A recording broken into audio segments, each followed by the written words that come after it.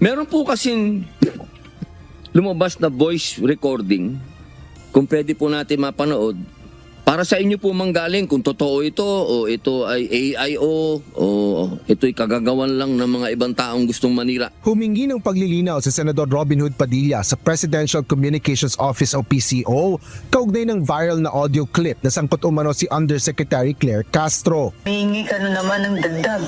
Puro palpak naman yung mga vlogger mo. Pasensya na, madam. Ginagawa naman po namin lahat yung mga script na pino-forward sa amin eh.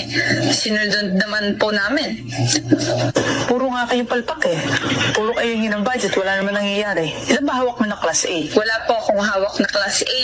Puro class D lang po.